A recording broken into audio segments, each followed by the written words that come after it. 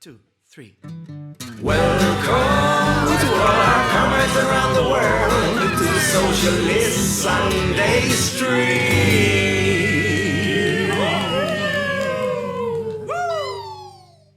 Welcome everybody to the Socialist Sunday stream. Here we are. We got Paul in the house, we got Kathrin in the house, and we got Lexd in the house.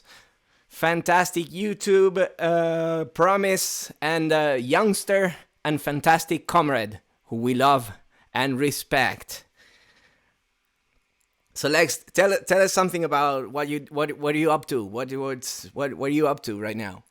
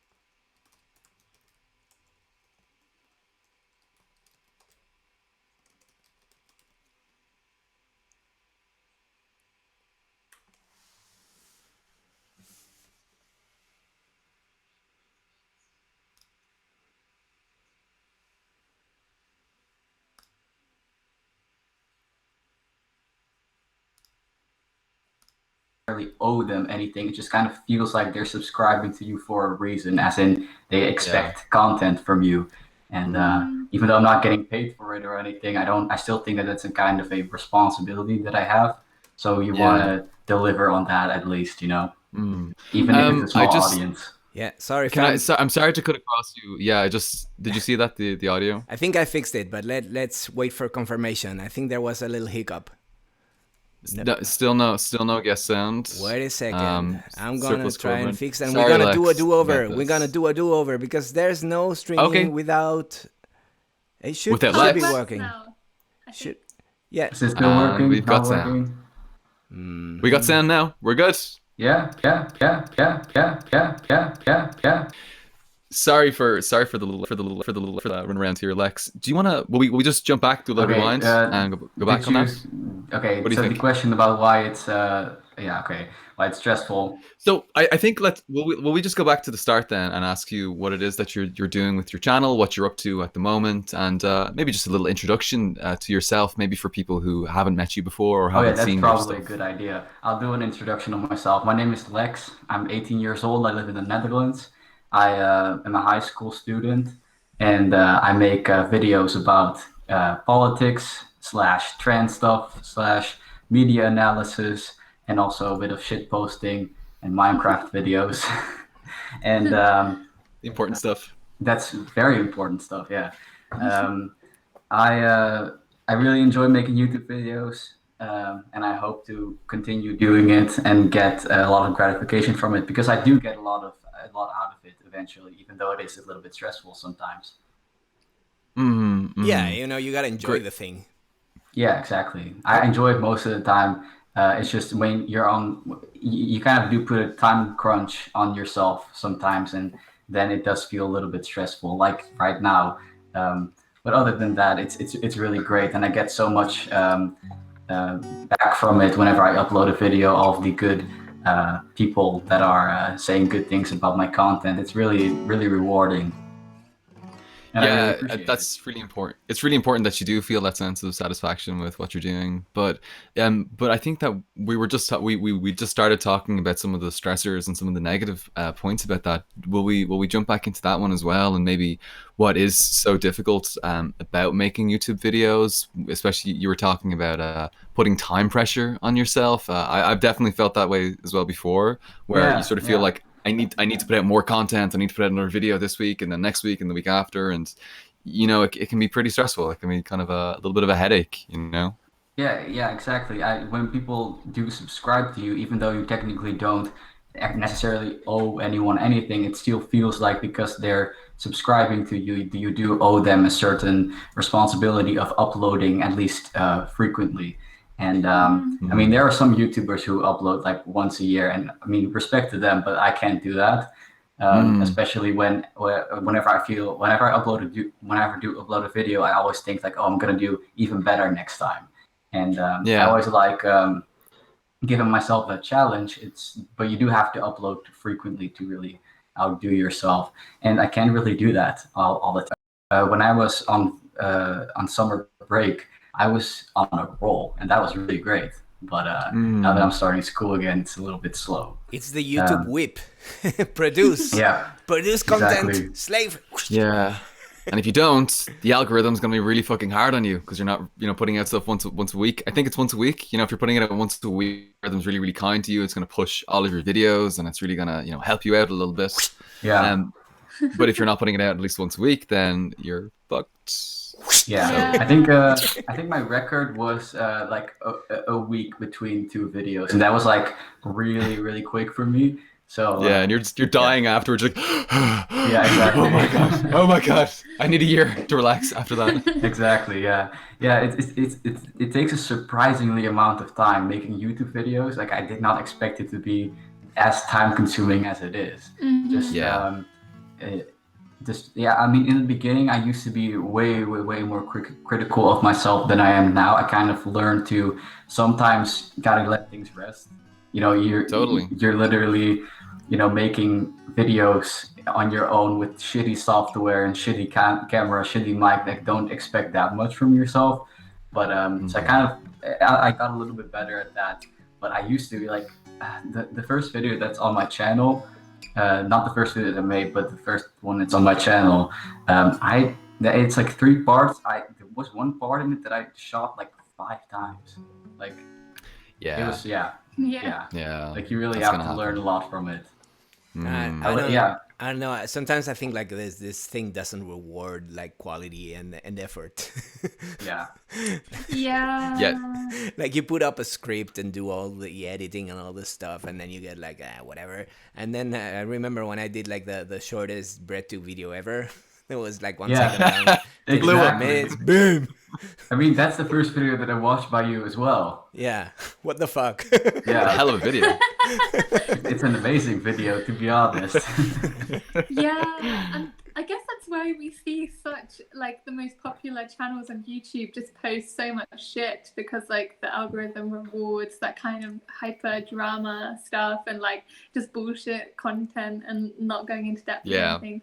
I do feel like I've internalized so much of capitalism and hard work and meritocracy and pulling myself up with this YouTube thing, because I'm like always feeling like even if I'm resting, I'm like, oh no, I should be tweeting, or I should be keeping up with what's on the news, or I could be doing more research, or I could be like engaging with other people, and it's just such, it's funny because we're trying to make channels that are moving away from that, but at the same time everything that you like, how you're making your channel is based off of this super like hard work, keep going, don't stop kind of mentality, which is exactly what we're criticizing. So. Yeah, exactly. Totally.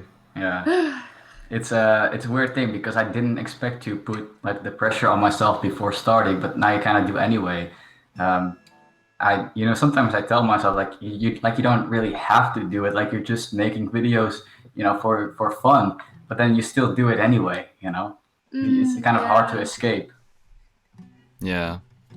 Yeah, that's a really weird thing as well, because we are all doing this for fun. None of us here is like making money, like live off money, at least maybe like a couple of euro or something like that. But we're definitely not making like real money from this. So like all of us are just doing this as like a labor of love. It's something we enjoy doing, and we're sort of feeling like we're contributing to some sort of movement or whatever it might be. But yeah, we're hard. We're the pressure. We're tough bosses. Don't give in to the pressure. It's the pressure. Stupid algorithm pressure. Sure. We're not gonna give into that bullshit. How do you think we can get away from this? Like, how do you think we can manage it? Like, what is the solution here? I don't know. We Maybe create solidarity pressure. our own platform. Yeah. Well, wow, that would be a dream. Those I mean, it programmers doesn't out there, happen. come on, you geeks, you figure it out. I can play guitar, shit, I can code. Another platform does exist actually. I can't remember what it's called, but there's definitely like another YouTube, right? That's like supposed to be democratically run and like leftist. Really? Vimeo? Yeah, I can't remember what it's called. Maybe I'll like Google it. And Yeah, I haven't have heard a of look. this actually. Is it- Oh, is it- unless this is Means TV.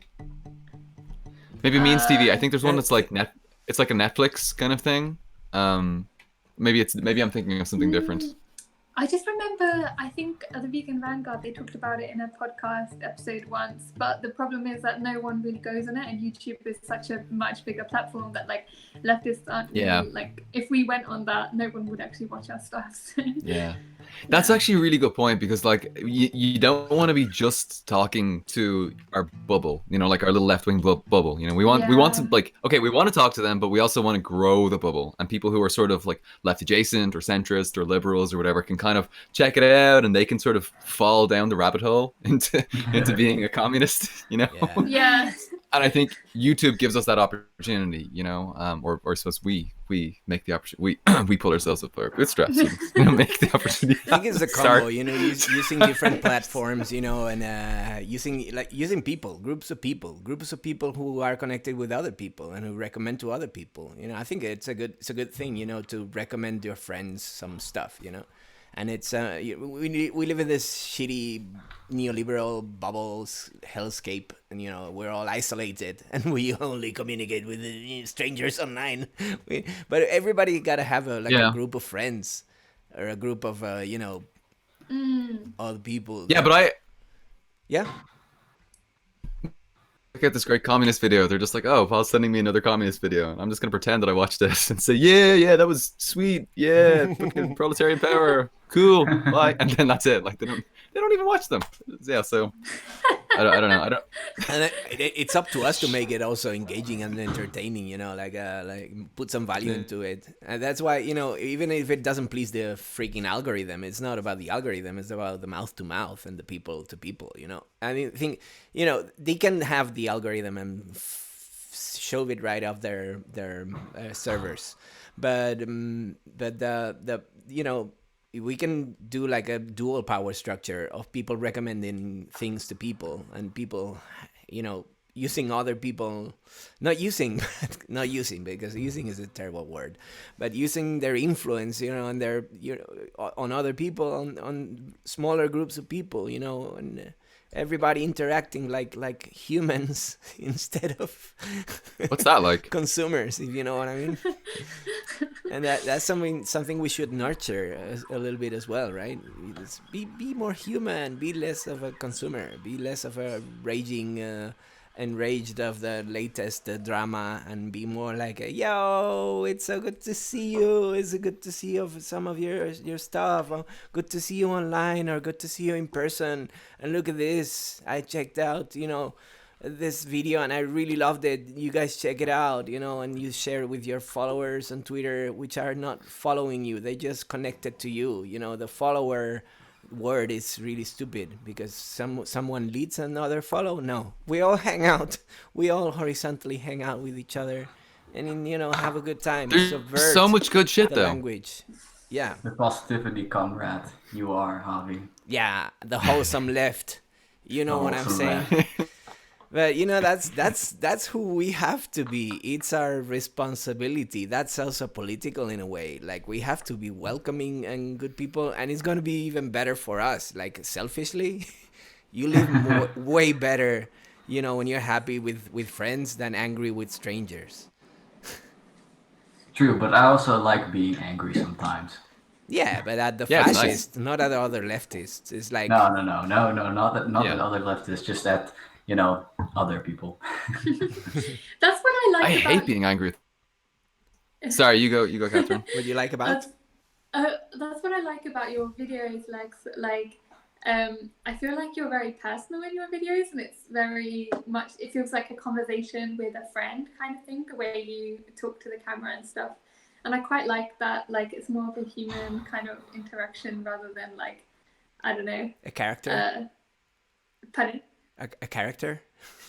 Yeah. Yeah. I mean, that's great too, but yeah, I really like the more down to earth kind of way of doing things as well. I really appreciate that, and that is what I'm trying to do in my videos.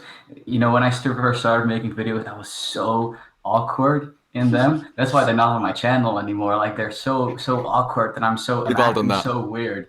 And I really learned how to talk to a camera more comfortably. That's the weirdest thing, talking to a camera. You really have to get used to that. And I used to be so conscious of like how I looked on the camera and the way I was acting, and I'm a lot less conscious about that now. And you really do get a better, more personal experience from that just by acting like an actual person, you know. Yeah, absolutely. And that's really something that I want to do on my channel. Make it not necessarily personal to me, but do make it feel like you're kind of talking to a friend or something, you know. Yeah. I love that. Nurture that parasocial relationship, and then, you know, break through that barrier. I mean, not necessarily like that, but you know what I mean. No, I know. I'm kidding. I don't really buy the whole parasocial relationship thing either, because, you know, you actually, like, there is like a back and forth. You know, like we're hanging out on YouTube now, like talking to people in the chat box. You know, Yeah. on Twitter. I think that you know? when you're like a bigger YouTuber, then that could be very damaging. But right now, I feel like I can be excused. You know. Sure. I mean, I'm not doing it on purpose, being like friendly to my followers, to have them to like manipulate them or something like normally YouTubers would do in parasocial relationships. I'm just doing it because I genuinely enjoy that conversation and having those interactions with people. And I feel like now that can still be excused, you know, with my small following.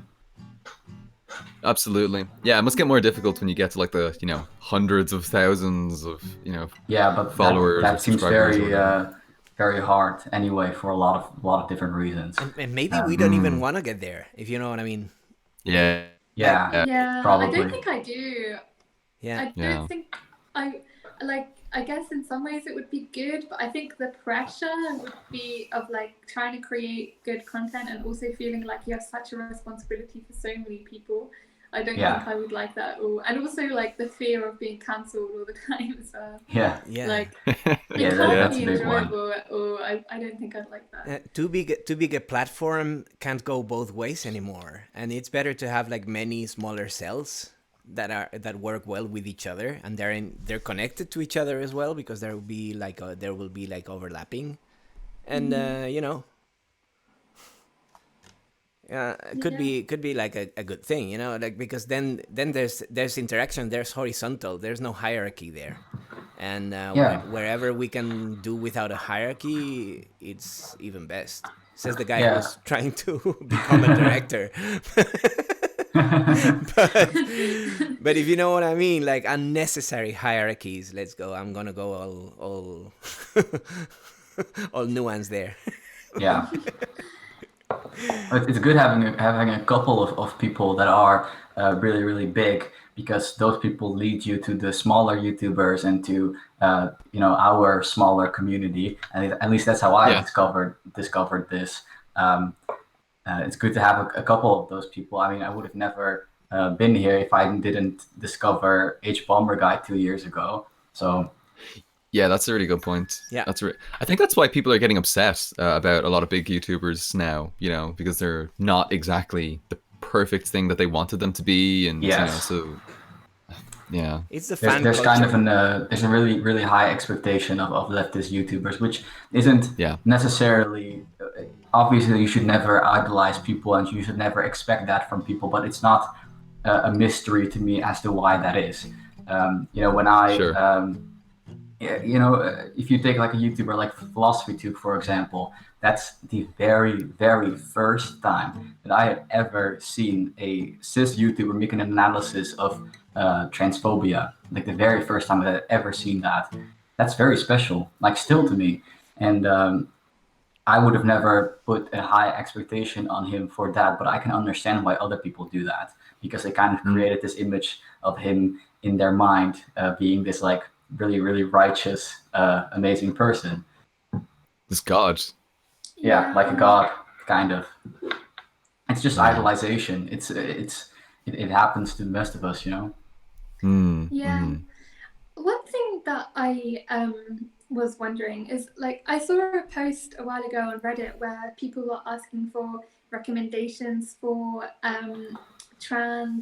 male trans YouTubers, and it was really interesting in the discussion that so many people were saying that there's so many like female trans YouTubers, but like much fewer or barely any male trans YouTubers, and then they were like saying that they thought it was because of like the socialization as a man, like for many years, could like increase the confidence over time, and then like that would, I don't know, it was interesting. I'm just really interested why that is, like why there are so many fewer male trans YouTubers than female trans YouTubers. I don't know if that's something that like you've noticed, or That's am I just, definitely like, something that I've noticed. Yeah. It's I mean, I couldn't give you a clear explanation as to why, you know, but it's definitely something that I've noticed too, and that's, I mean, mainly the reason why I started my channel, because I thought, you know, what could I really bring to this conversation? Well, the fact that I am the only trans guy on YouTube. I'm not anymore, by the way. There's other people doing that now, but at the time, I thought that I was literally the only one. So I know better now, but I thought I was the only one. And the reason why, I mean, I don't, yeah, there's, yeah, it's like the being raised male does really give you more confidence. It's true. There's definitely some truth to that. That might have a play in it, but I mean, I couldn't say for certain. Depends on the person as well. Yeah. Wait, and we kind of missed, having more trans men, just to balance, But it's fine, At some point, this is something that really gets me with the whole trans debate. It's like, why is it so hard for some people just to let people be? Yeah. Yeah, It's yeah, like, I wonder too. Yeah, I wa- exactly. I was like this, and then I became like that because this is how I feel like I am. Whatever the path and every experience is different, and you gotta respect that. And it's like, come on, just. I mean, first thing that comes to head when I hear like a transition story is like, so glad you made it. Thank you. That's fantastic. You got, and you got all my sympathy, and I'm sorry you had to deal with so many shitty people being shitty on you, because it's so unnecessary. It's like, like I became, I don't know, sick from, I had some sickness, and I had it healed, and I had like a transplant or something. No, nobody shits on people who had like transplants because they got sick. And why should it be different to trans people? I was feeling bad because I didn't correspond with my identity, and then I'm okay. I'm getting there. I'm on my way, and I had like and that's a fucking awesome journey too. It's like, was not to applaud in that. Was not to say, hey, I'm your friend. You got it. You got me. That's my first reaction. Why should people react into all those hostile bullshit? What's the point? Why are they so scared to have their anything that's slightly different than they are to be like a menace, like a threat? What the hell? The thing about that is I feel like a lot of the reason why that started in the first place is because being trans could never really be classified as a certain thing. You can't really group it in with gay people or with lesbians or with bisexuals, because it's really not the same. It's not even comparable, even though we do all take part in the LGBT community. But you also can't really see it as just a medical thing, because there are a lot of trans people who do not medically transition at all. Right. There's not really a way. It's kind of in between. It's both medical for quite a few trans people, but it's also a social thing, and it's also similar to the struggles that gay people have. So it's not, you can't really classify it. And I feel like a lot of people think that being I don't really know how to explain it very well, but being gay is considered to be it's just a thing that you like. It's the thing that you are attracted to. Being trans is like a life-changing experience, and I feel like a lot of people are intimidated by that fact. Being trans is seen as similar to being gay, being like a gendered minority, except it's also medical. I feel like that's what scares people. It being both medical and being the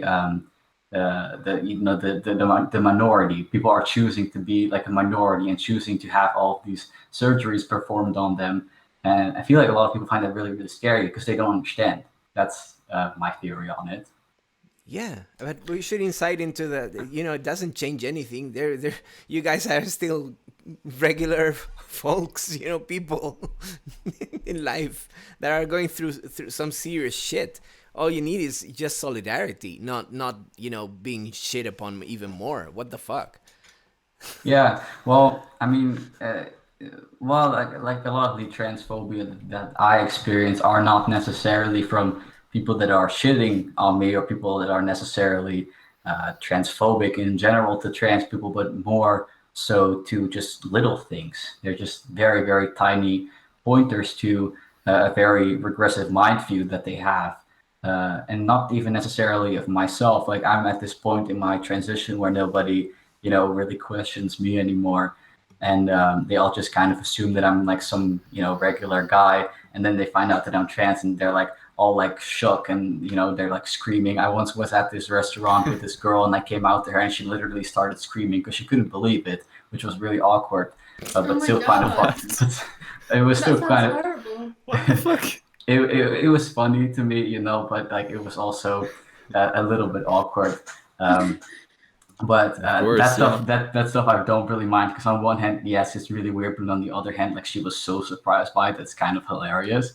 But at that point, when you're at that point in your transition, people see you and they see you as a guy and they see you as a regular person in quotation marks to them. However, when they see a trans person who might not be as passable to them, then they start turning a little bit more vicious. Yeah. And that's something that I see a lot. I had this when I turned 18, I threw a birthday party, and it was quite a few people, and some of the people that were there were friends that I know from trans camp, and they were some of my other friends were not as nice to one of the girls there because she didn't really pass that well, even though they are very nice to me. And that's also kind of a very large part in transphobia, I think. As long as you pass and as long as you fit into their worldview, and as long as you kind of conform to their social standards, then they accept you. But when you don't conform, then suddenly it's kind of a problem. That's a large part of it as well.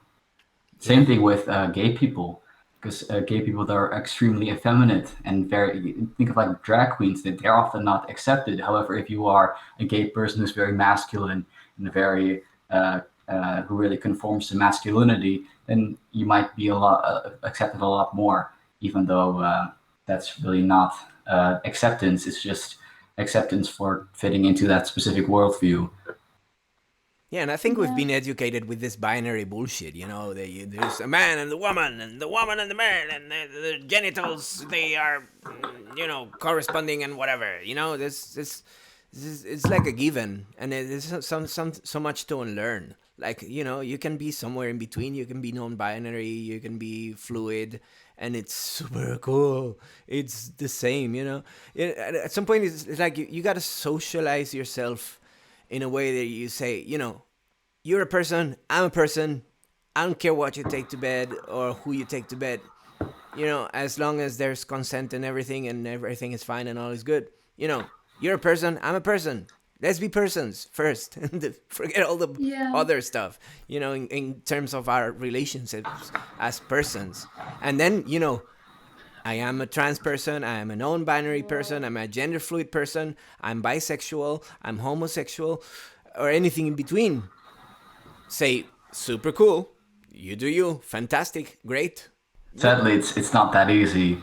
I wish it was, but it's just really not. And Yeah, it's even within the trans community, LGBT community, there's so much differentiating views. It's not just cishet people against LGBT people. It's within the community as well. I've gotten some really rude comments from gay people, for example, even though we should really be supporting each other, Yeah. and even from other trans people as well. It's Yeah, that's it's what I was not saying. That it should be that easy, And what happened there? What disconnection happened there that made it so complicated? If you know what I mean. Yeah, well, I mean, a lot of the things. The reason why trans people and don't get along with each other and with other parts of the LGBT community is because it's a huge fucking community, and we still all have different political beliefs. Just because we are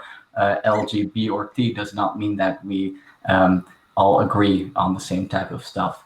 And there are plenty of LGBT people who are kind of like who don't really care about all of the activism stuff, and that's great. But you're not really going to get anywhere that way.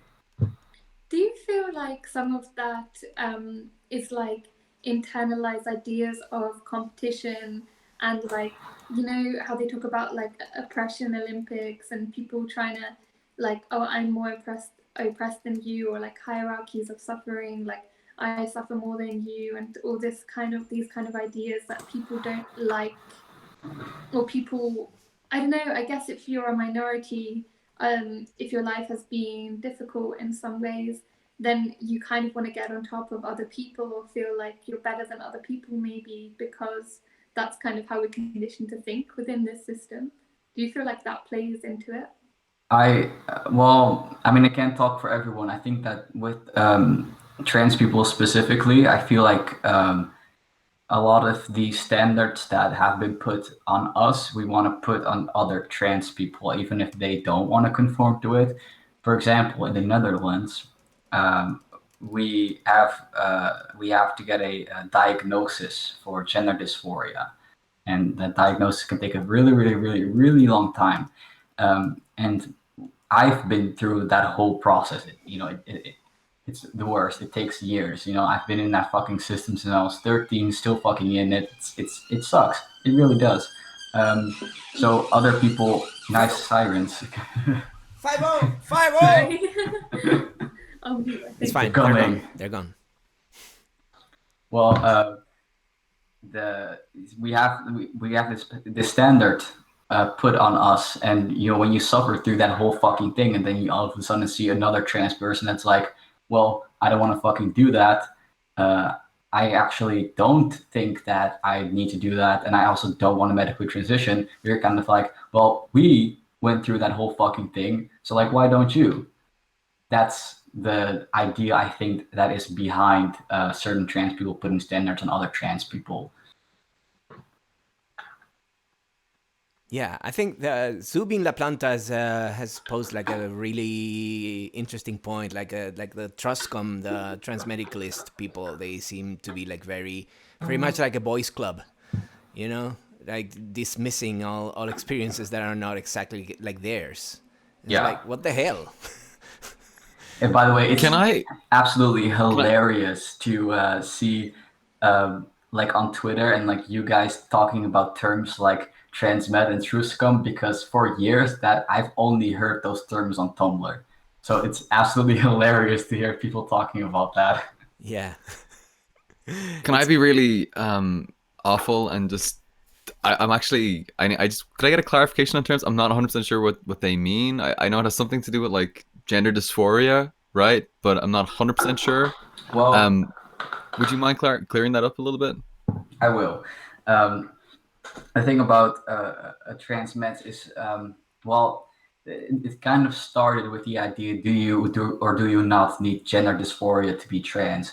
I feel like that conversation is kind of overdone. I don't think it's necessarily important to define what a transmedicalist is. To me, a transmedicalist is an exclusionist. Gotcha. So people who put very specific standards on other people, and I see this on Twitter all the time. I kind of completely disconnected myself from a certain group of specifically, I mean, being completely honest, they're trans guys most of the time. What I see, I kind of completely disconnected myself from that group because they put really, really strange standards on other trans guys. For example, I see tweets all the time like, "How do you take a picture of yourself in the mirror without wearing a packer?" For example, like, how can you do that? I don't understand. Like, how can you be a real trans guy and not do that? Yeah. For example, and there is very specific things that kind of pop up, and I feel like they can all be grouped into the same thing of, if you don't do this very specific thing, you're not really trans, or you're faking it, or whatever. In a way, it feels a little bit like a very conservative type of thing, like willing to fit with the normies. Like, you've done so much to pass.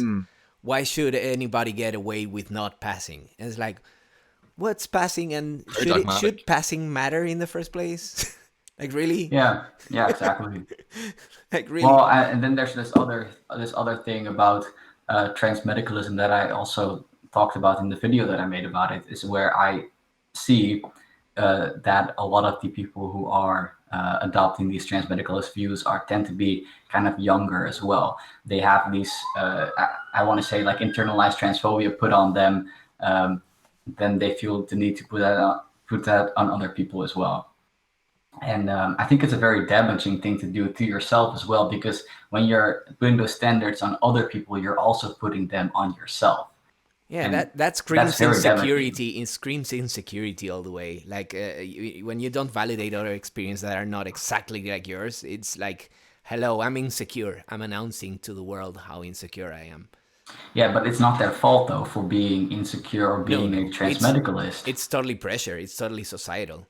Yeah, exactly. And that's also why I tend to go very, very easy on people who adopt those views, because I understand where they're coming from. It's not necessarily their fault. It's the pressure that has society put on them. You can't really blame them for it. That's a very basic that we should understand, like, in general. Like, people can have shitty behaviors and not be evil. We've been so used to this other binary, the moral binary. There are good people and evil people. And evil people need to be cancelled and destroyed, and good people need to be lifted to God's status. If you know what I mean. If you know what I mean, right? There's like superheroes and supervillains, right? I would totally cancel evil people as well. I mean, there are out there sociopaths, people who are incapable of feeling empathy, and that's a disease. That's a problem, psychological thing that should be like solved medically, socially, not punitively. And the rest of the people who are fucking up, or who are having shitty points of view and so on, is because they either don't know any better, or they're very caught up in systems of fear, insecurity, misinformation, and other kinds of bullshit that is totally fixable. It's totally redeemable. It's totally, redoable. With kindness, with understanding, and with some really, communicating all the basics, everything can be fixed. Massage dungeons, you know what I mean? Yeah. You get all the massages and all the good therapy with all the good psychologists, or you get the swimming pool with the balls. It's fine. I see somebody in the chat said some people have argued older people are more likely to be trans med. That's a really funny thing that I've heard a lot. I don't think that is true at all. Like, not at all. And every single older trans person that I know, and I know quite a bit of older trans people through like certain organizations. I know like a couple of trans people who are in their 40s, their 50s even. I know one trans woman who's in her 60s. None of them hold exclusionist views at all. Yeah, it's like people tend to shit on older people. Like we're like a punching ball for everyone. Yeah, I don't think that's true at all. And as an older person, I say we're really nice mostly. As a boomer, come on, just an Xer. I'm not that old. Old enough for all you kids coming like, hey, we're the owners of this. Get out of the way, you old farts. I mean, they kind of put it on themselves, the boomers have. Yeah, I mean, we really need to redefine what a boomer is. I mean, somebody told me recently, like, a boomer is not actually from the boomer generation. It's like this kind of conservative person who is like, it's like, oh, we're really redefining our language all the time. We Yeah, really you need can to be a keep Gen up. Z or you can be a boomer at the same time. It's not generational at all. It's just that boomers tend to be boomers, you know. Yeah, yeah. There can Yeah, be 20 something year old boomers too, if you know what I mean. Yes, exactly. Yeah. Lex, I'm kind of curious as well, like what your experience has, because if you're 18 at the moment, because I know in a lot of places they don't allow you to start transitioning, like in terms of surgery and everything like that, until you're over the age of 18 or so. And like, I was just curious what it was. What is it like socially, and also like in terms of policies and stuff in the Netherlands for like, because I know there's like such a common idea that, oh, this is just a phase, you'll grow out of it and stuff like that, especially if you're younger, and if Yeah. because you were saying about when you were 13 and so, like, I just really curious like what your experience was like. Well, it sucks. Like, to be honest, like it's really bad. In the Netherlands, at least, we have a lot of really great privileges as well in the Netherlands. For example, I did not have to pay for my surgery. I don't have to pay very much for my what's I don't know what's called, like HRT.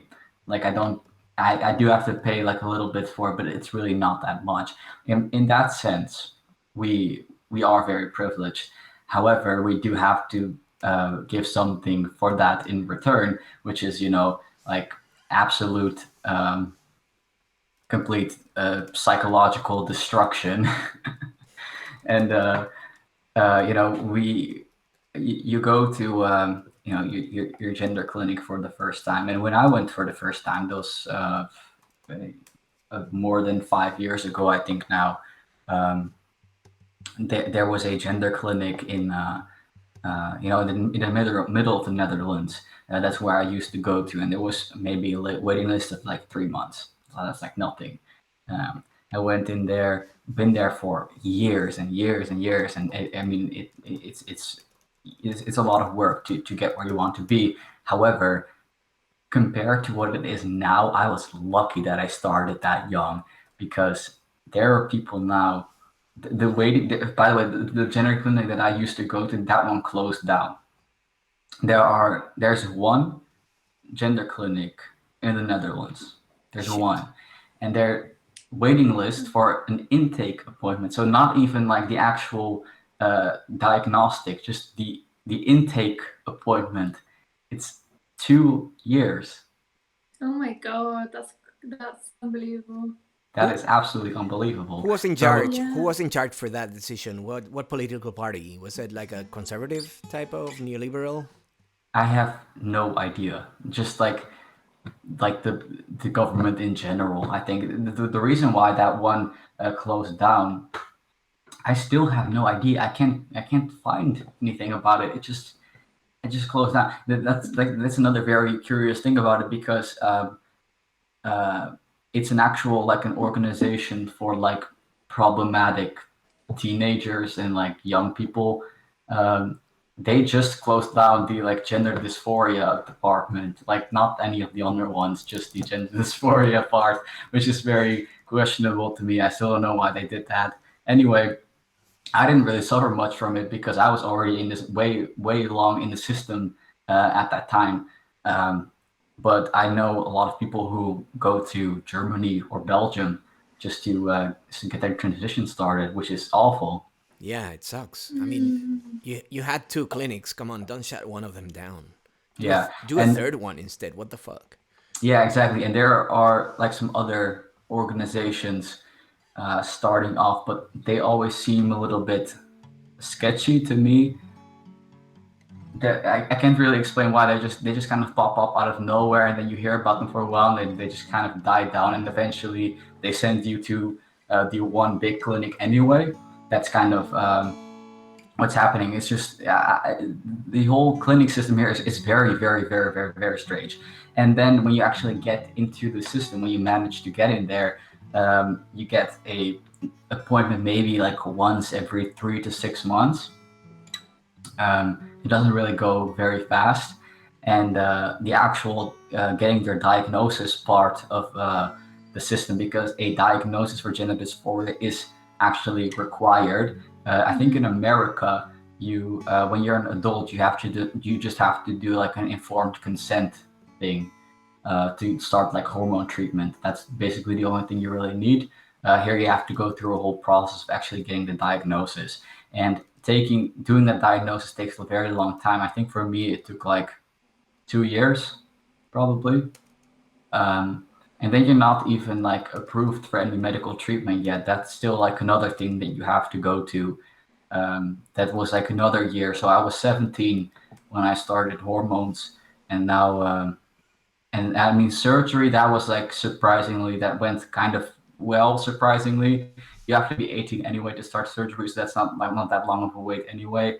Um, but that took about, in total, from when I turned 18, like how much, like 6 months maybe. So that wasn't that bad. But the whole getting hormone treatment, that was crazy, because I've been in the system since I was 13, and you're legally allowed to start hormones when you're 16 even, but I started when I was 17.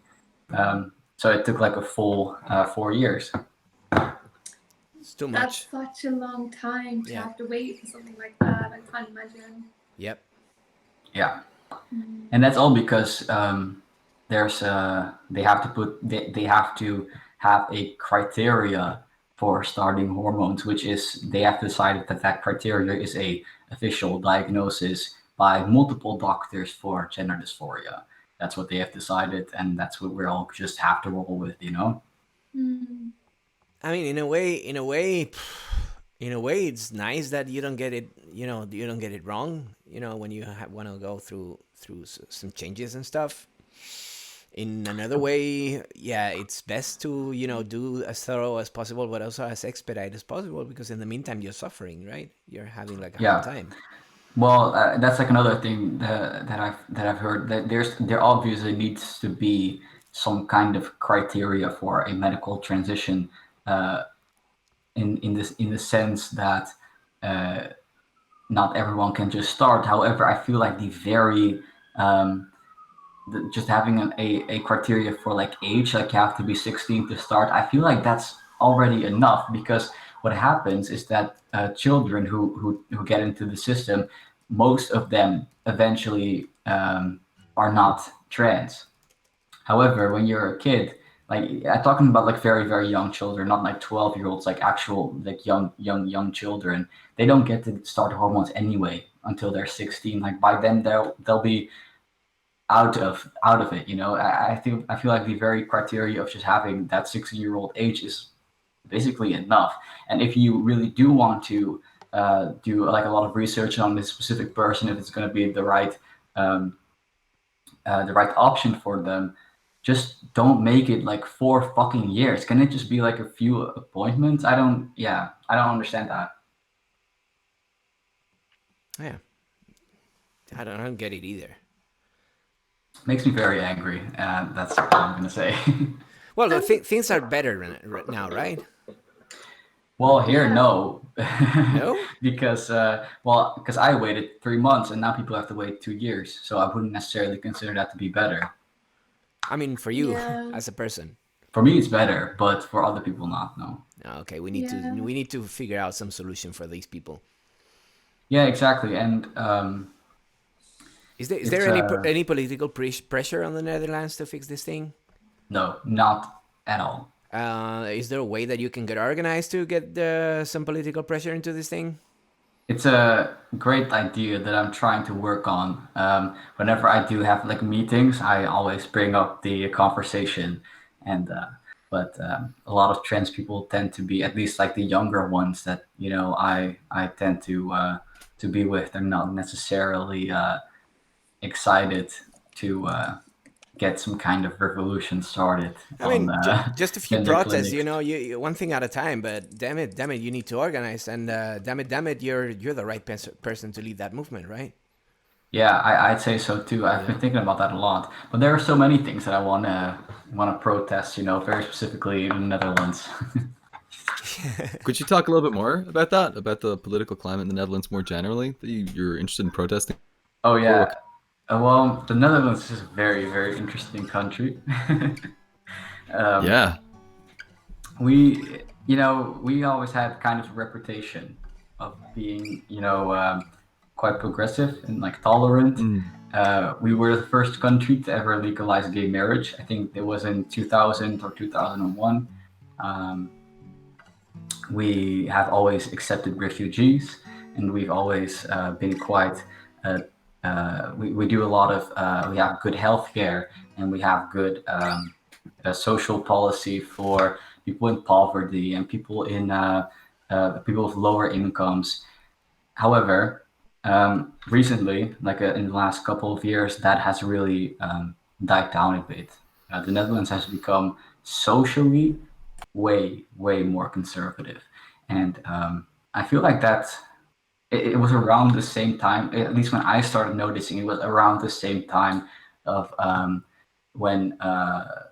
Yeah, I want to say like Donald Trump definitely had like a play in it. Also, just like social justice in general, when people started speaking out against like, well, it's cool that gay people can get married, but that does not mean that they're suddenly equal. Like there are more things that need to be worked on. I feel like that really got pushed back. Same thing with trans people, same thing with women, same thing with racial minorities and cultural minorities.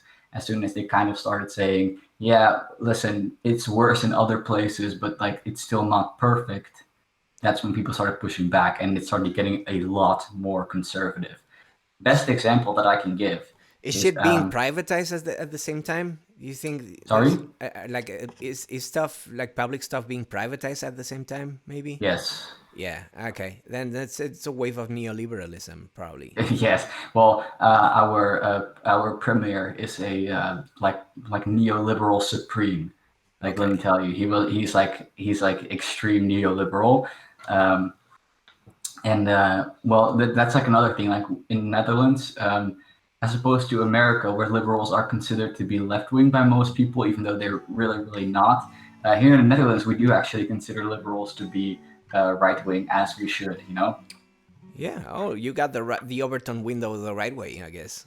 Yeah, exactly. Like our premier right now, his political party is considered to be one of the uh, most right-wing parties that we have in the Netherlands, despite them being liberals. And I think that is a way better approach to have It's on great. politics. Yeah. However, that's like a thing that we are really, really bad at in the Netherlands. Our political spectrum is not a spectrum; it's a line. Um, it's not a compass; it's just a flat line um, that we consider to be from left to right. There's no such thing as libertarianism or authoritarianism. It's just like a flat line, and I think that's also very, very damaging. I think we should. That's like another thing that we should be focusing on more. Netherlands, like, is this party more libertarian? Is it more authoritarian? That's something that I want to know, but I can't really place that on my own. But back to like the subject of like conservative in the Netherlands. Best example that I can give of that is do you guys know about Black Pete? Yes, yes, I do. I know all about Black Pete's. Yes. They've changed it recently, right? They've Well, with the I wouldn't lines on the necessarily face. say so. Um, uh, do you guys know about it, like Kathrin and Javi? Nope. Tell us all about it. No, I have no idea. Okay, so this is, whenever I tell this to people who are not Dutch, I'm genuinely like ashamed of it. Like it's that bad.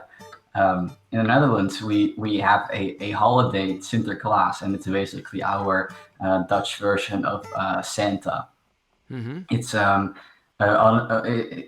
we celebrate it like throughout November, and then 5th of December. That's like the Christmas Eve for us, when you open all the packages that you get from Sinterklaas, and it's a very, very cherished holiday. They also celebrate it in Belgium and in like the Dutch Antilles, and I think even like no, I don't actually don't. Never mind. It makes sense because it's around my birthday, you know. Yeah, But Not that you're like I don't believe in the Gregorian calendar. It's very arbitrary. Don't trust the Gregorian calendar. Birthdays don't matter, and it's the Earth that spins. We do nothing about it. Sorry, continue. okay. We don't have birthdays. I get it. I'm actually 25. I'm not 18. There you because go. We don't have birthdays. You can be whatever. It's fine. Anyway, so where Santa has elves, we have Blackbeat or Zwarte Piet as we call it. It's a white person dressed up in like a kind of a what did you call it? I don't know. Anyway, it doesn't It's like matter. blackface, right? Yeah, but like the costume, I don't know. There's like a name for it. I can't really think about it. Anyway, they have an afro wig.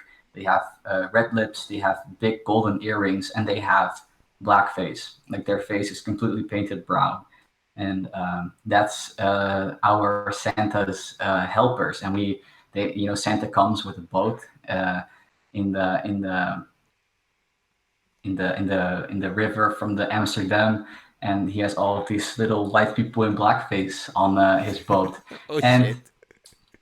It's I think you guys can guess why it's a controversial thing.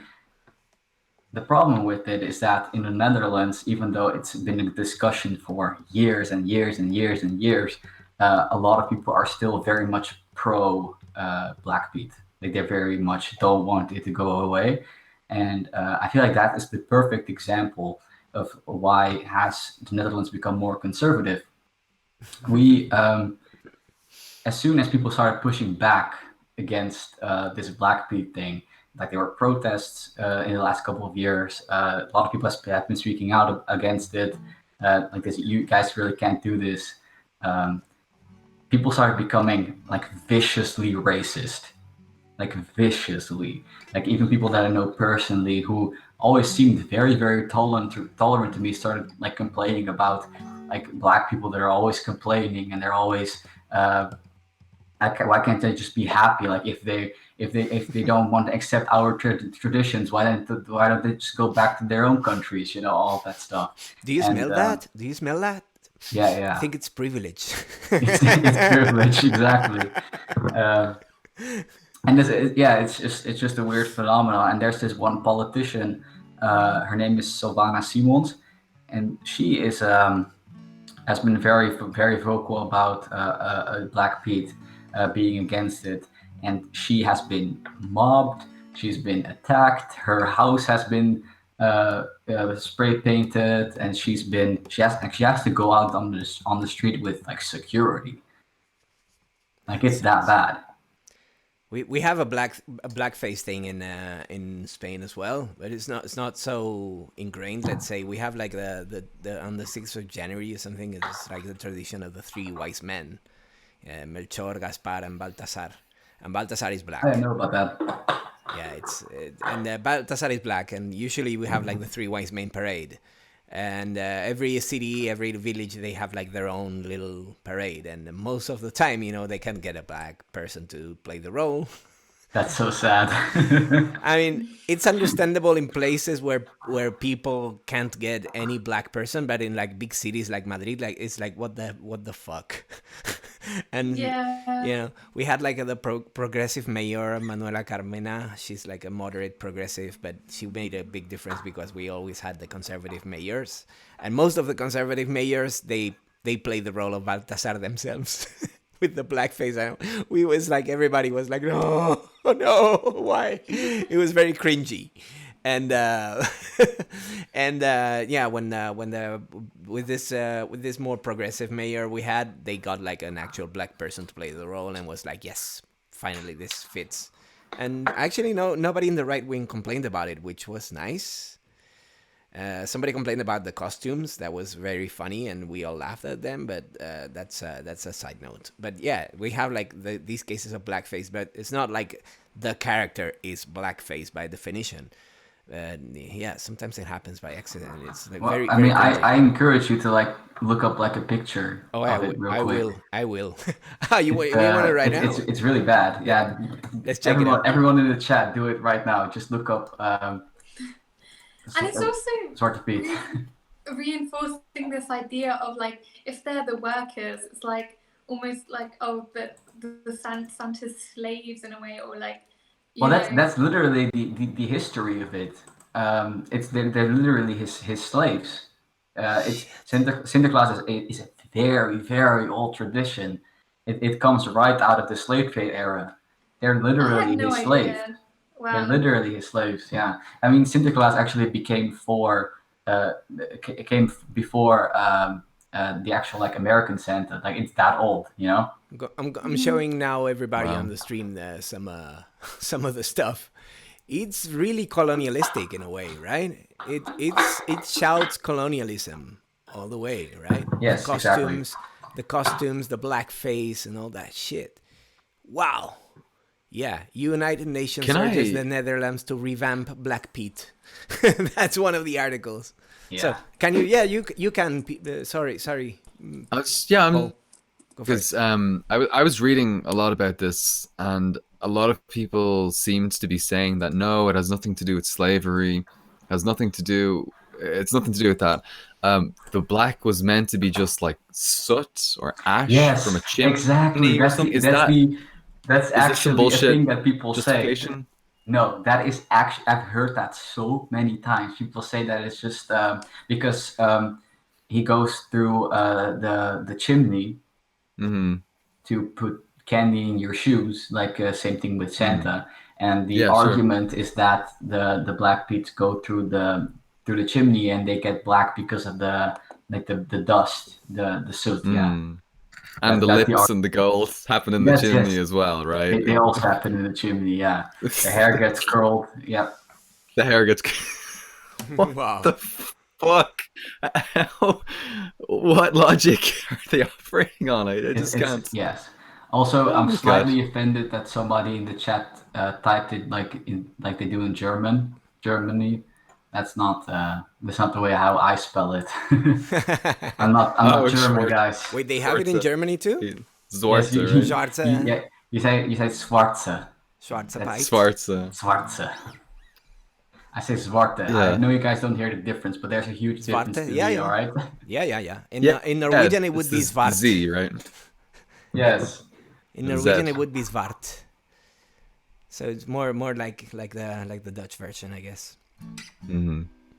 Every It's a every cool Netherlands, every Dutch person I've spoken to always wants to claim that it's not racist. Glad to hear one who doesn't do this. Somebody says, well, I mean, there are quite a bit of like young people who are starting to like recognize that it is definitely racist, or at least admit to the fact that it came from a racist tradition. At the very least, they might still claim that it's not racist anymore because of like whatever. I don't know why. It's not really a good argument. But there are a lot of people that are realizing it. I mean, listen, when I heard about that stuff for the first time, I was like 12, and I was like, well, like, why is it a bad thing? Like, I don't understand. It's yeah, like I thought about that too, you know, when I was young. It's Sure. not crazy to me Yeah. that people think that, but I think like Yeah, I at guess, this like- point, there's not really an excuse it's to like right, not right. know. Yeah. I've seen people just with lines, then justification for that. I've seen people just like, rather than going like full blackface, they just put like a line.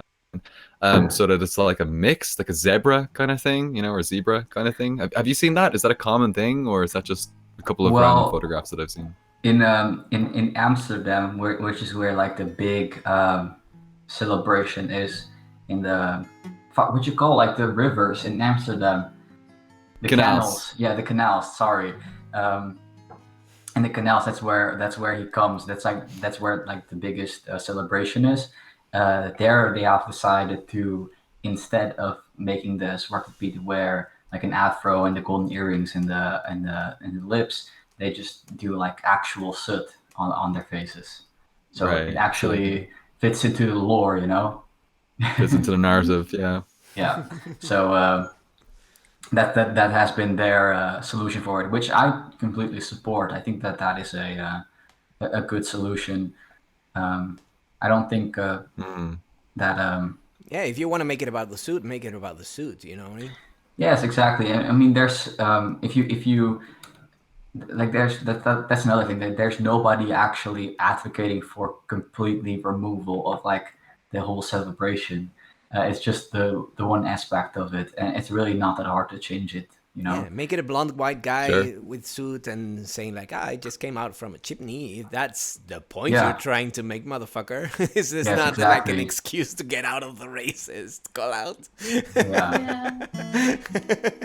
It's such a problem though that like right-wing people use this kind of stuff to paint people on the left as like the super boring ones that like always want to like a killjoy for all like the fun festivals or the fun traditions or whatever, when like actually I feel like this, I don't know, like you said, it's not that hard to change that one element of it, and would make it a lot more enjoyable for a lot of people, especially like people of color. So yeah, but we always get painted as the like really boring ones that are like trying to ruin everything. Yeah. We're the That's a really good point, killjoys. yeah. We're We're always the a killjoy, killjoys. yeah. Totally. We have that reputation. We should really do something about it. We should be more fun. I mean, we're fun in real life. Yeah. What's going on with when we show up in the media and all complaining and shit? What's going on? Yeah, it's I mean, it's also used as a political campaign strategy by a lot of parties. Like we will push back against this tyranny of trying to change our traditions and all that stuff. Um, it's Yeah, really stupid. Yeah.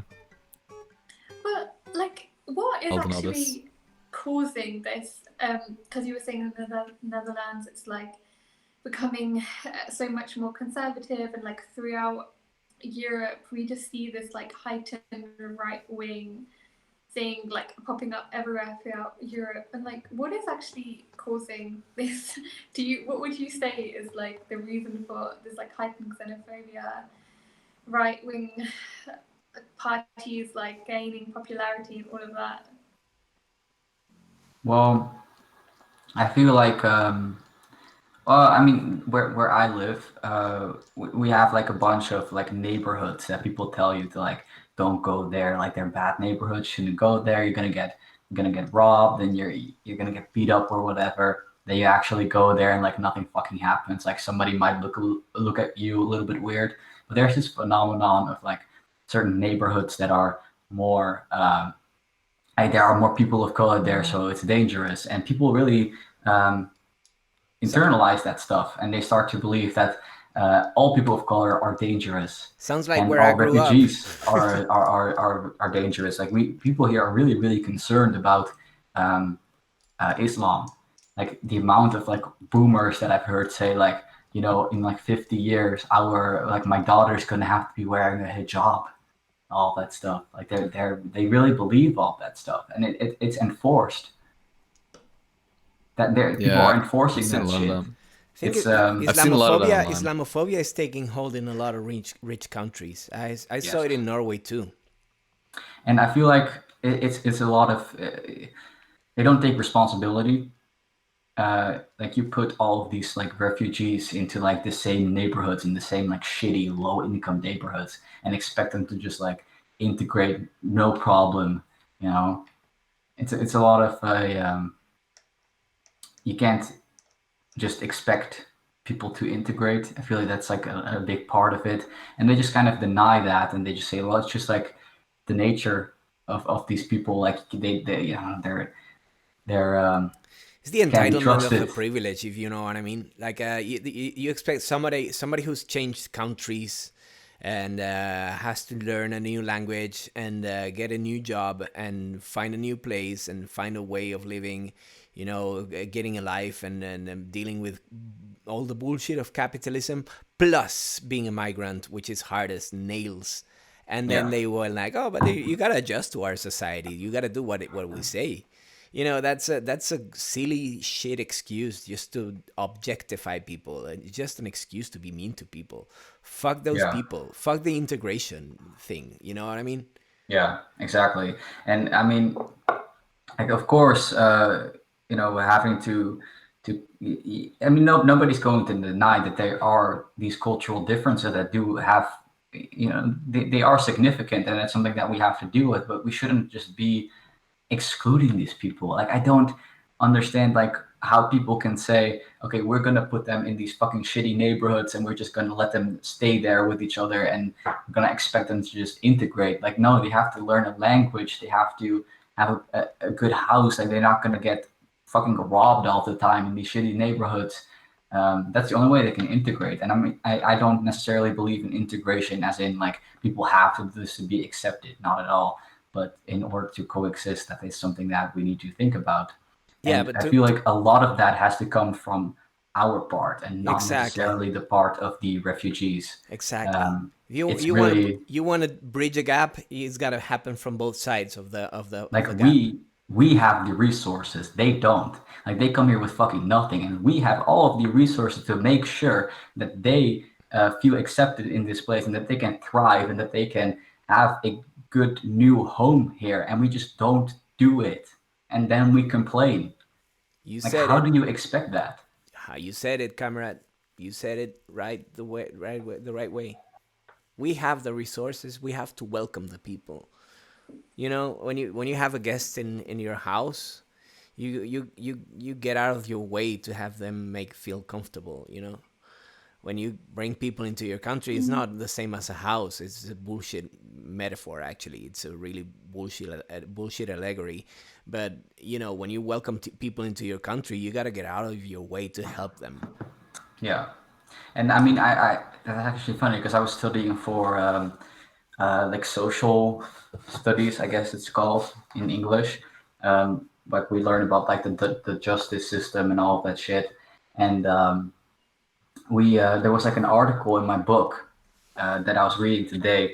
It's about this Dutch like news site, and I mean, I wouldn't really call them a news site because they're absolutely terrible. Like, they just make people look bad. But they interviewed this refugee masked as like they were students and they were just gonna interview refugees for like a for like their school project. And they interviewed this guy and they cut the footage to make it look like he was saying all this sexist and homophobic stuff. And then they released it. Just like furthering like the fear mongering and all of that just awful stuff. And it continuously happens and it's all just like, I don't understand why though. Like, they just want them out of this country so badly. They're just gonna pretend like they're all like homophobic and sexist, you know? Yeah. I mean, it's kind of a like concern troll kind of thing, right? They do that in Ireland as well with like Irish travelers, and any group that they want to target, where they just select tiny little things, like the worst thing they can find, people of a certain ethnic group or cultural group or whatever it might be, and they just plaster that all over the media, and that helps them to create this narrative where they can say, "Look, we have a problem. We need to deal with this problem," and that's how the right wing organizes their fascist bullshit. You know, Yeah, that's othering. Othering is a basic tool of the fascists. Yeah, using them as scapegoats, pretending that Yeah. they're the problem that the elite are actually causing. Yeah, Yeah, Totally. but it's so if you literally talk to like any like refugee or any like Syrian, you know, they're really like not that different though. Like, they really aren't. That's like the thing that I don't understand. Like, they're not like a hive mind who all think the same and they all have like the same opinions about everything and they all support the same cause. Like, of course there are bad people in there. Of course some of them are homophobic. Of course there are a lot of sexists. However, they're still all individual people. yeah. And not even to fucking not to mention that there are a lot of like Dutch people who are sexist and homophobic as well. And every time you're blaming your problems on other people who are as fucked as you are, you're shifting the blame from the ones causing it, which is capitalists. Yeah. You know, Yeah. every time somebody tells you they're taking our jobs, it's like, no, motherfucker. An immigrant is not taking your job. Your fucking boss is taking your job. Yep. Your fucking boss is the one who's not giving you a job. The fucking bourgeoisie are the ones who are not giving you a job. You know, it's not the migrants. It always comes from the top. Somebody has to make that choice. So yeah, I mean, feed the rich to your cat, if you know what I mean. Yeah. They make great I also compost. feel like Yeah, go for it. it's so I think it's just unbelievable how much like there's such a rhetoric of, oh, like the immigrants or refugees, they're gonna come and like sexually assault or like abuse women within your like country. But then I think it was on the Vegan Vanguard podcast, they were making a point which I thought was really interesting about how actually when you look at the statistics, like 80 to 90% of domestic violence and sexual violence are by like your partners within the home, even child like sexual abuse, it's by people you know. So it's not these like other people coming into your country that are harming you, it's like people that you know, it's your partners and stuff like that. But we like to think of it as like these immigrants or these like it's inherent in these kind of groups of people. And it's the same with like historically, if you look at like interracial rape, it's like the statistics show it was mainly white men against people of color, not the other way around. And yet we like to think of it as like people of color like gonna harm like the white women within our nation. Like I don't know, I just think it's disturbingly ironic how this like how the discourse has kind of been like made to be completely opposite to what it actually is. Yeah. Which is something that has been successfully deconstructed by feminism as well. Like when people tell women that there is the stranger danger that they have to be worried about. Yeah, exactly. The same vector intersecting both of the causes at the same time. But then it directly benefits the whole like criminal justice system, the like prison industrial complex, because if you paint these immigrants and refugees as like these evil people, then you can justify using them as your labor source within prisons. Yep. And you make more of a profit, and like keeping them in detention centers where they can profit off of their labor as well. So like of course they have to paint them as this like terrible other that's going to take over. Right. You know, support your local migrant community. Support your local migrant community. They're your allies. They're not your enemies. And make everybody see that your migrant community are your allies, not your enemies. I think it's unbelievable as well in the UK. I think, don't quote me on this, but it's something so small, like 0.01% of the population are refugees. Or I don't know, it was a very, very small amount. And like when I think about my day-to-day life, I have never in the past few years actually come across a refugee or migrant in like social circles or anywhere I've been, unless I've gone specifically to like a refugee event or like organization to help out or whatever. And like on the streets, often you see like homeless people that are like speaking a different language, who might be or assume are like immigrants, but in general, like I just have never really come across any people. I don't know what it's like for you in Ireland, Paul, but like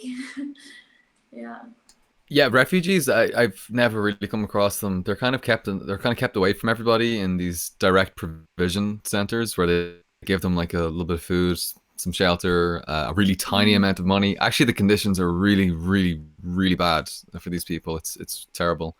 That's why a lot of people actually want to end this direct provision system that we have in Ireland. It's just like the worst thing ever. But no, I never ever come across refugees in my daily life. So yeah, maybe we're just in our island nation. I have this refugee center like right next to my school. It's completely boarded up, like you can't even get close to it. Like I just want to know what goes on there. It's very weird. Wow. Yeah. It's really strange. Do you think that's by design? I have no idea. It used to be like a government building because where I go to school, it's like right in between all of these really big like ministries. And it used to be like I don't really remember. It was like a ministry of like finance or something. And it's this really like big, like gray building. It's really, really ugly. And it was completely boarded up one time, like blocking the entire bike road. So I thought that they were doing like renovations or something, but it's like 2 years later, and I asked somebody like a long time ago, like what's going on there? Like it's completely boarded up, but there's no like construction happening. It's like, oh, it's a refugee center. I'm like, what? Like nobody ever like goes in or out. It's you can't even get close to it. It's so weird. You guys want to know what goes on there? Yeah, You know? in Spain we have like the CIES, the Centro de Internamiento de Extranjeros, which is like but they put all kinds of foreigners there, but mostly illegal aliens, and they hold them there before they either regularize their situations and make them illegal, or before they deport them back to their countries of origin. Most of them are refugees who don't know how to do the paperwork, to be honest. But defining a refugee, like unless you come like from a war zone or something like it is exactly obvious. But shouldn't you be like a refugee if you're running away from a shitty economic situation? Yes, exactly. I mean, if like that whole thing about like Mexicans crossing the border to America, I mean, who says that they are like not refugees? You know, Right? you don't know what's going on there. So it's a matter of degree or something. I don't know, but it's very subjective. And in a Yeah, way, exactly. if you welcome refugees into your country, you should welcoming like with a red carpet and a golden mat and saying, welcome to us. We're gonna take care of you, and we're gonna make your life good because you come from a very shitty situation. And instead, what we're doing is putting them in more or less concentration camps, like those detention centers. Like what the hell are these fascists we have in power doing right now, and how can we stop that shit right now? Yeah. I mean, there's always like a tendency that I have to like one time I was like with a friend one time in like around that area, and we were like looking around the building. It's a huge building. See if there was like any like place where we could like look in or like see what was like going on, or any place that like wasn't boarded up. Like nowhere. It's like completely unreachable. It's terrifying, honestly. Yeah, it feels like a prison. Yeah. Guys, I think I've got to go soon, but yeah, you guys gonna continue talking? But yeah, I think I have to go. Yeah, don't worry really about nice it. Talking to That's you cool. guys. Don't worry. That's cool, yeah. Okay, great. Bye, everyone. Bye. Kathrin, Bye, guys. Great stay talking to you. awesome. Take We care. love you. Love Take you. care. Bye. See you next week. For more fun and games. Yeah. Well, I mean, I see like all the things in America going on with like ICE, and I always think like, oh, that's not going on in the Netherlands, but like, what if we just don't know? Yeah, it's Very possible. It's the European brand of fascism. It's like you hide the terrible things you do. Exactly. Like that's like what's worrying me. I think it's I mean, like like my grandma didn't know about like the concentration camps in a couple years ago, you know? yeah, it's like the United States. They do those atrocities and they show it to everybody. Like we're so proud of this because American exceptionalism. But here in Europe, we do the same bullshit. You just hide it under the rug and say, no, it's so gonna spoil our brand of very civilized and rich countries. We're gonna take a pass on this. And there's this other thing though, is where like people tell me sometimes, like, I mentioned this to people, like I always say like I don't like see refugees ever. I have like one friend who's a refugee. He's been in the Netherlands for like 5 years or something. I wouldn't even, like I know like one person. The rest I don't know. I don't see. But I've been told that they are often sent to more rural places. But like I have family that lives there. I don't hear from them that they often see refugees. So I don't know, I also don't really see them at all. Just like Kathrin said, Yeah. just concerning. Yeah, they do that in Ireland as well, where they actually, I've seen like the direct provision centers, which is where they would house people when they come in seeking refuge, and they look like little caravans or like little trailers of them, and lots of families are just sort of cooped up in these little places and just treated, and they're meant to stay there a short period of time, but they end up staying there for years and years and years, and they can't do anything. Like they can't really integrate. They can't apply for like citizenship unless they can get a job that pays them over 35,000 euros per year, which is really, really difficult to get during the conditions that they're in. They don't have they have to get a job Yeah, Like, with a yeah. specific like salary requirement. Yeah, that's right. What? If they want to get like Irish citizenship and actually like properly integrate into the country, then like ways that they can do that, ways that they do it is by getting like a job that pays more than 35,000 euro per year. That's And crazy. what a fucking joke. Yeah, because most jobs like will pay like, you know, between 20 and 35,000 per year. You know, like I have to look into that like in the Netherlands as well, because Wild. like I really don't know like the requirements here, but that's Mhm. insane that you have to like have Yeah. like a specific salary to. But Mhm. why is that? Our shitty politicians, they only want Shitty only want politicians. the rich migrants, not the poor ones. Yes, You exactly. know how it is, guys. Open borders do exist if you're rich. Yeah, Yeah, You know, yeah. basically. like if you're rich, you can go anywhere. You can buy a property in the country, and you can become a citizen there. But if you're poor, if you're working class, if you're lower, even if you're lower middle class, like I Yeah. get it. You know, Exactly. That's Fuck. why we need to set some traps to those rich people, just to make them into compost, which is their job. To make them into compost. Good Yeah. idea. Yeah. I mean, I would feed them to the cats first and then pick up the poop, and that could be the compost because it's more efficient. But I feel somebody said, like, why should you feed your cats shit? It's like, you know, they're carnivores. They have, like, very weird tastes, you know? I wouldn't eat Well, that. listen, my cat will literally eat like broccoli and like green beans and like what's it called? He really likes sauerkraut. Okay. So I'm sure that he will Sauerkraut. enjoy rich people. Yeah, I mean, come on. I mean, well, I don't know if your cat, you know, with that nice taste, sauerkraut is fantastic, and I love broccoli. What can I say? It's true. You should try my mac and cheese, my vegan mac and cheese with cashews and mustard and the sorts. It's delicious, and with that broccoli, man, oh, that's a boost. Can I The say? Socialist Sunday Great stew. idea. Yeah, the Socialist Sunday stream is picking up steam. You know what I mean? Oh, we could have like we could have a whole brand of these things, like the Socialist Sunday stir fry. You know, like, think about it. Was it in? Socialist Sunday spaghetti. That could be like Combabe Clem does with the makeup tutorials. We should make Yes, like cooking with comrades. yeah, Yes. like Luna made with the Amazing idea. recipes. Luna made with the Vietnamese recipes. We should make like a commie cooking Yes. Yeah. But I feel like Javi should be the one to do that, not only because he's vegan, but because he's Spanish. Like, they definitely has the Yes. best cuisine, you know? Oh, definitely. Like, we just have, like, disgusting shit here in the Netherlands. It's not that great, our, like, traditional Oh, food. come on. Waffles. They're pretty great. Mediterranean wholesome cuisine. Stroop waffles, those things, the caramel waffle things. Oh, those Yeah, I mean, waffles. well, we have good candies, pronouncing but it. like actual like traditional Yeah. Dutch like meals, like that's not that great, you know? See, we can make like a collab, and Yeah. you guys make the dessert. Yes.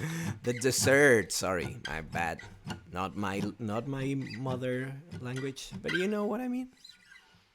Yeah, I guys struggle are all the killing it. time, you know. English is hard. Yeah, I wouldn't even want You're some nailing it. sand in my waffles. What in your waffles? Sand, because it's a desert. Yeah, it might be a nice crunch though. Right? and quite the dentist bill. Okay, family. I think we're gonna wrap it up if it's okay with you guys. Yeah, that's cool. Yeah, I think this is a cool time. Cool. I'm gonna unless- dedicate. Yeah. Lex, did you have anything else that you wanted to bring up or you wanted to talk about, or even if there's anything you wanted to promote or to plug or anything? I think now's a good time to go for it. Go for I it. mean, like, follow me on Twitter, subscribe to my channel. That's really all I have to say, you know. Hell yeah, let's I put linked your like. I linked your channel in the description. Or I can link the Twitter too. Great. I'm gonna edit So it I so I think we're can, good to I go can then. include the Twitter too. Awesome. Have you got a song? Yeah, to, but Lex? what do you got in the oven, Paul? And I've been working on the video on nudism for a while, but I feel weird. I feel weird about that. I don't know. I want to see that. Come on. I don't know, man. I feel like it's just gonna get taken off YouTube straight away because I want to show like actual pictures. I wanted to show like actual pictures of like no like nudism in these like socialist states. Like East Germany had this like real strong nudist tradition, and but I don't know. I feel like I'm gonna have to censor everything, and it's gonna be this whole. Yeah, I'm I still saw figuring that out. on Am I gonna Twitter. censor it? Am I not gonna censor it? Don't I censor. saw that. Yeah. Make a censored Yeah. video for your channel, and you can give me the uncensored version, and I can put it up. I can mirror The the after shit hours out of one or it. something. Yeah, we You can can do a make mirror. the uncensored version like an exclusive on Patreon. Oh yeah. After hours at the Socialist. Okay. Anyway, yeah. Yeah. Maybe I'll do something like that. I don't know. But yeah, I feel weird. I've just made a video about like Irish republicanism and the IRA, and it's like a really serious, heavy topic. And now I'm just like, hey guys, let's get nude. Woo! You know, doesn't that feel weird? You know, Doesn't it? It's not just like a variety makes for the best taste. That's the thing. A little bit Yeah. here, a little bit there. You know. I mean, like I've made like a Minecraft video. Yeah. So there you like if Yeah. I can do that, I mean you can make a video about nudism, I think. go. There you go. You see? All right, that's the confidence that I needed. Thank Yeah. you, Lex. You've given it to me. Little bit You're of this, welcome. little bit of that. It makes for the best. So next, I'm gonna dedicate you a song because I know you're a little bit pressed with school. So.